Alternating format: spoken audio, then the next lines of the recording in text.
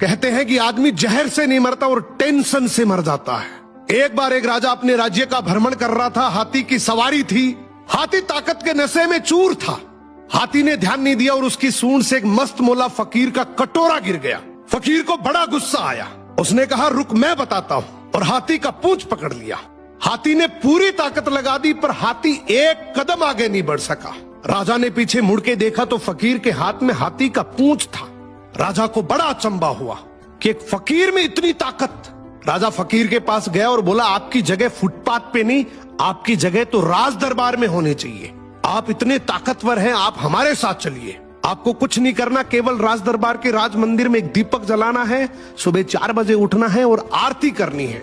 फकीर ने कहा, ठीक है, अच्छा खाने पीने को मिलेगा। थोड़े दिन बीते कि एक दूसरे राज्य का राजा से मिलने आया। राजा ने रौब जमाने के लिए बातों ही बातों में बोल दिया कि हमारे राज्य की सेना और प्रजा की तो बहुत दूर की बात है। हमारे राज्य के तो फकीर भी इतने ताकतवर हैं कि एक बार तो हाथी को भी पकड़ ले तो हाथी भी एक कदम नहीं बढ़ सकता। दूसरे राज्य के राजा ने बोला, भी हमें तो दिखाओ तब माने। राजा ने फकीर को बुलाया और कहा, नाक का सवाल है, ध्यान रखना।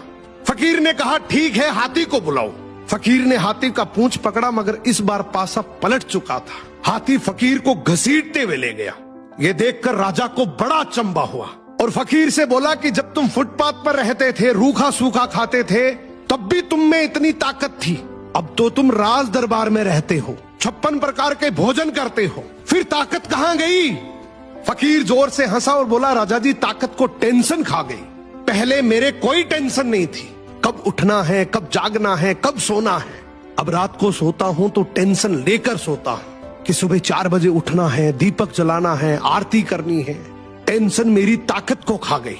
यही हालात आज के समय की है। हम सोते हैं तो हर दिन हजारों टेंशन लेकर सोते हैं जो हजारों बीमारियों को न्योता देती है, जबकि हमें पता है कि टेंशन करने से कुछ नहीं होगा। वही होगा जो भगवान को मंजूर है। फिर टेंशन करने का क्या फायदा? सो मेहनत पे भरोसा रखो, टेंशन करने से कोई फायदा नहीं है। टेंशन आदमी का शरीर दीमक की तरह खा जाती है।